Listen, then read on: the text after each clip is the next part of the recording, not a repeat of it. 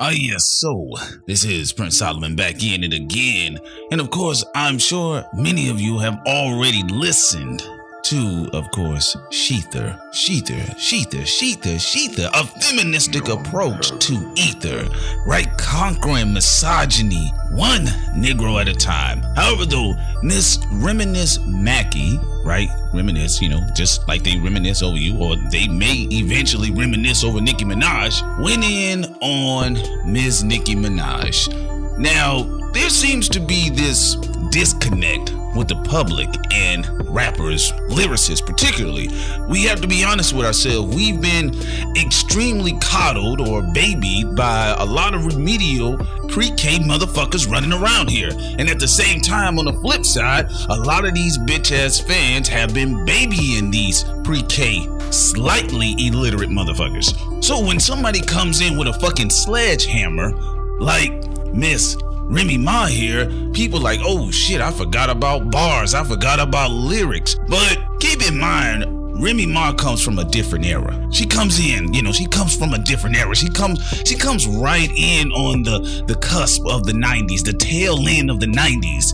I mean, we all remember her classic verse on the Annie Up joint. And plus, the type of energy she brings to the game, who she is, she's just built of a different breed. That's it. It's that simple. Here's the thing about Nicki Minaj. This is my point about it, okay? I'm not gonna completely rule the little egghead girl out. However, so far, nothing she has put forth this year has proven to me or even hinted or highlighted a possibility of a potential comeback. We have to keep in mind, Nas, he sat on his shit for 5 months and then he responded, had Hove looking crazy. I don't think for the most part, I personally I'm not feeling that urge from Nicki Minaj. However though, somebody like Remy Ma, there's several reasons why she resonates so well with the public. First of all, when she dropped the record, I saw a few people immediately try to dismiss it. Because everybody want to go to record sales and album sales and manipulated fucking numbers, kind of like the bitch ass Republican Party, right? Just go to some manipulated number. However, we have to keep in mind, if we're going to go by those rules and standards, then motherfuckers shouldn't be mad at the time when them franchise boys was clacking up like some fucking chicken hens in the South, that is. We shouldn't be mad when Soulja Boy bragged about his numbers. He said, men lie, women lie, numbers don't. So if you're going to go with that angle, you got to go ahead and use it across the board. Here's the problem with somebody like Remy Ma. None of that shit matters. None of that shit matters. She is the quintessential of what it means to be an MC. Doesn't matter. Doesn't matter at all. You can bring up numbers. You can bring up how much money you got. You can bring up your fucking Maybachs. You can bring up how many times Beyonce said use the queen and all of that shit. None of that shit fucking matters. Because of the type of energy Remy Ma fucking represents, which is a real ass MC. It's that simple. It's the same type of fucking energy that Cool G Rap represented. You can't approach Cool G Rap talking about, I was at the fucking Grammys. Nobody cares about that shit. So she's had some incredible stellar verses. Second to Big Pun, she was definitely the hardest member associated with Terror Squad. Now, Fat Joe, his shit it's a hit and miss. I'm not gonna say he's completely whack, because when I was younger, he irritated me. But the reason why he irritated me because the caliber of MCs that was running around like 7, 8, 9, 10 fucking years ago, they was on a whole nother level. It's like today, Fat Joe, for the most part, is looking like somewhat like a real heavyweight lyrical titan and to some degree, because what we have, again, not to take away from cats like Uzi Vert and Yachty and all these other Monopoly, pizza, gonorrhea motherfuckers, but these guys here, they've definitely stepped away from one aspect, or at least exploring a particular aspect of hip-hop, which is the lyrics. It's the lyrics, just being able to play with words. I mean, we get it now in the energy of a J. Cole. We get it in the energy of a Kendrick Lamar. But Remy Ma, she doesn't come from that, because those boys, you can argue to a degree, they're offshoots of the native tongue shit, right? Which was popular. It was popular at one point in time. But not everybody was riding around with the shit. Not all people were like, oh yeah, that's my shit right there. But people always enjoyed they always enjoy the classic New York MC. The classic New York MC. Period. It's what Nas represented. It's what Cormega represented. It's what AZ represented. So even the fact that she contested Nicki Minaj, which Nicki should have known better. Somebody in the camp should have said, hey, yo, you know what? This is kind of a zone you don't want to fly in. It's the same reason why they set Drake's ass down. You know, Drake is a happy-go-lucky motherfucker. He legitimately wanted to get in there with Murder Mook. He wanted to see how it feels to lose in a battle publicly. So he can walk away and say, well, you know, I understand the experiments. I just lost. You know, it was really nothing. I like it. And, you know, that's my guy. You know, Murder Mook, that's my guy. He wanted to experience that. He's like a fucking white kid. I want to experience what it means to be strangled by a serial killer. That's Drake. He genuinely wanted to experience that energy. Nicki Minaj, on the other hand, she's tap danced in the area. You know, she's tap danced in the area. And she part ways with Safari. I'm not saying Nicki Minaj didn't completely write all of her shit, but I'm just saying your shit comes across a little bit moist compared to how you came in the game really strong. Because a lot of people are like, oh shit, this little girl can spit. This little egghead girl can spit. The Nicki that was on Looking Ass Nigga, even though a lot of niggas got any emotions about the shit, that Nicki has yet to be seen this year. Okay? Because I heard the song. I was like, oh shit, she got some bars. I like that. If that type of Nicki Minaj would show up to the battle for somebody like Remy Ma, I still think she's gonna get fucking roshed because the type of energy Remy Ma represents. But at least, you know, people are like, oh shit, she put up a decent effort. My point is this. Remy Ma has always been unapologetic with who the fuck she is. All right? She's had some very memorable moments with features.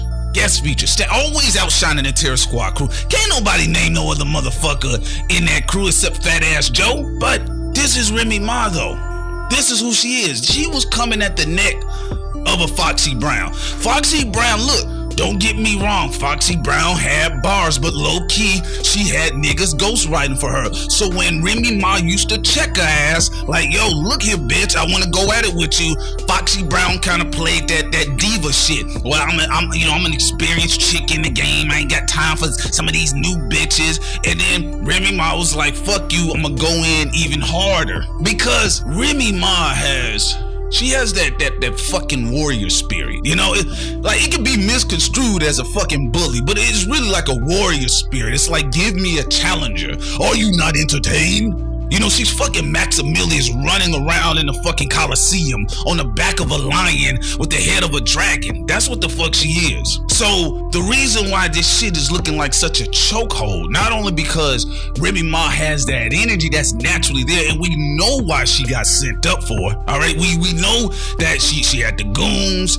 She got accused of shooting another woman in the stomach. Like, and it was over $1,000 or $100,000 or some shit like that. I remember it vaguely, but it was over some money. You know, it was some classic New York hood nigga shit. And she got busy though, right? And when she got sent up, motherfuckers were waiting. I remember that shit. She got sent up, people was like, yo, Remy Ma spit, she's the truth. And when she came out, she did not disappoint. What I'm saying is this. You have a fucking copycat. Or you have a well put together corporate representation, such as the Nicki Minaj package. And then you have the authentic shit. The authentic shit. Because we still don't know who the fuck Nicki really is, but we know who the fuck Remy is. Right? Remy also, she brought back an energy that, yo, the niggas have been hiding from. The niggas have been, from fucking Kendrick Lamar refusing to chop Drake's head off, pulling back on other artists, from Kendrick Lamar not wanting to respond to Jay Electronica, to, you know, J. Cole and Kendrick holding fucking hands together, even though you can tell J. Cole want to test his lyrical prowess and he kind of nudges at Kendrick here and there, but Kendrick is, you know, like that whole energy that Remy Ma brought on Sheether, it's missing. It's just missing. And I'm glad she put this on the table, because people do forget. They do fucking forget. Like we get in such a leisurely state when it comes to hip-hop, especially how people were reacting to just the energy of rap in general under Barack Obama. Just like the fucking comedy shit, right? You didn't have no real hard, aggressive black comedian under Barack Obama because everybody thought for the most part they made it. The rappers were on the same shit. Man, you know, I don't have no problem with it. Or they Instagram and they tweeting. Like that shit with Meek Mill and Drake, that shit was embarrassing. That shit was embarrassing. Like 10 years ago, Drake was a fucking easy kill. He was an easy kill, but in this age of moistness, right? He looks like a fucking god. He looks like Ultron. And I'm not saying he didn't bring it on back to back, but you can't tell me if that would have been some other hungry ass MC that Drake, he probably would not have responded, but at the same time, it would have been an easy kill. All right, Ja Rule actually kind of got busy on the microphone. He wasn't really a complete pushover, but 50 Cent and his crew, they were so aggressive with the competitive energy, they made it look like an easy kill. You have dudes struggling with a motherfucker like Soulja Boy, or struggling like with Chris Brown. You know, all this misfiring. All these singers beefing with rappers, Quavo about to get drunk, the Migos jumping, Sean Kingston, all this shit is all over. Motherfuckers have ADHD or some shit when it comes to rap. They can't focus. But Remy Ma focus. She says, I want to chop that girl's head off. And she's always been like this. You know, a lot of people, they kind of now just getting really put up on Remy Ma. She been in the game for a minute, right? The love and hip hop shit is working for her because she has another platform now, which she didn't have 10 years ago, which is social media. Social media. She didn't have to go break it on Funkmaster Flex. She didn't have to go to the Breakfast Club to break it. She just let that shit hit the internet, and that shit just is like a fucking virus. It was like a virus, and it just kept spreading. It kept getting worse and worse. And Nicki Minaj's Norton cybersecurity defenses was down. They were down, and she couldn't handle it. So what I'm saying is this: Remy Ma has always been getting busy. She scared the shit out of Foxy Brown, and people forget about that. Foxy Brown was shook. The ill nah, she was shook. You know, so historically, unapologetically, this has been Remy Ma. Then she linked up with another lyrical titan, Papoose. Them some linguistic typing motherfuckers in that house walking around. Them motherfuckers probably got rhyming thesauruses everywhere. They got notepads all up under the bed and shit. They everywhere. Everybody grew up on Reading Rainbow in that fucking house. So that's all I'm saying in this situation here is that she has always been the truth. Like, and I think to a degree, people, they kind of giving Nicki because of the corporate influence and the visibility more so than anything else. Visibility and marketing dollars. They're giving Nicki a little bit too much praise in this regard because she's never been that type of rapper. Like, she's had clever punchlines, which are questionable, but we're in an age where it doesn't matter if you have a fucking ghostwriter or not. And then, you know, it's the way she's been presented. That's it. You know, but for the most part, like, people act like this was such a Goliath that, oh my God, no, it's just one of those situations where you have somebody that is festering the real hip hop energy that has been missing from the visibility of hip hop, the faceplate of hip hop, bringing that shit to the forefront. So anyway, folks, leave your comments below. What are some of your favorite Remy Ma joints or some of your favorite verses? And what do you think about that time? Because people kind of forget, and I'm shocked people not bringing this up more. What do you think about that time where Remy Ma had Foxy Brown shook, right?